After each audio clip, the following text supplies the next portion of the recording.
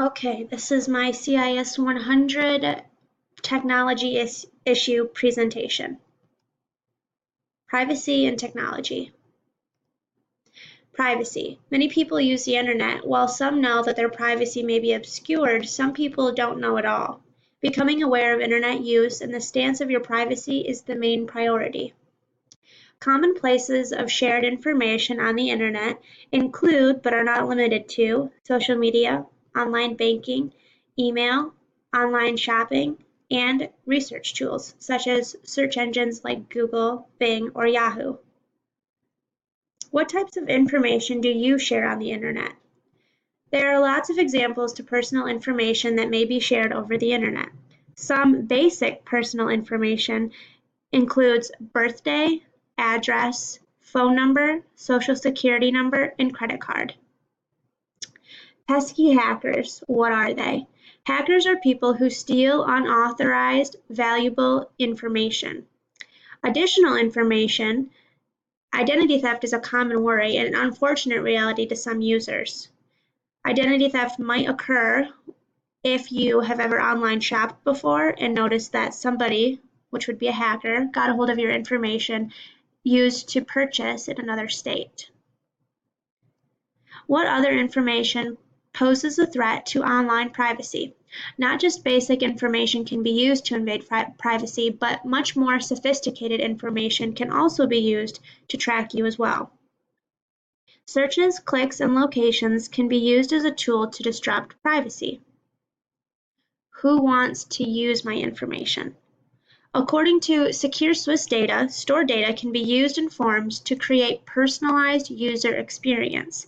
But at the same time, it is quite handy for the company to increase revenue by displaying ads in accordance to someone's interests. What this means is if you are shopping for a new candle, and all of a sudden you've purchased this candle, and on the side of your web browser you see ads popping up that are for another candle brand or something that might be in a different shopping cart. That's what this means. In other words, like I said, ads you may see pop up on the side of your browser can be tracked from your previously visited sites and purchases, creating revenue for a new company. The ads from what you buy might create clicks for that company to get you interested in buying their product. Being proactive in technology privacy. Steps to becoming savvy about internet privacy include: don't share information that you don't want anybody having access to. Buy from reputable companies and businesses online that you trust. Be aware of the risks that are associated with putting your personal information on the internet.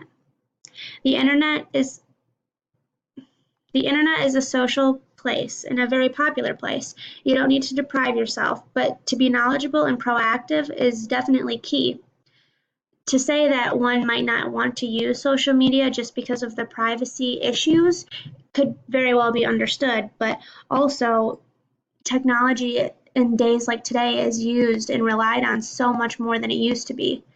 In a lot of ways, using technology and using the internet is a proactive way of life. It's accessible, it's convenient, so using the internet is completely understandable. But also knowing what you have out there and what could be stolen from you is also key to just being aware of your surroundings, especially on a digital platform. Thanks.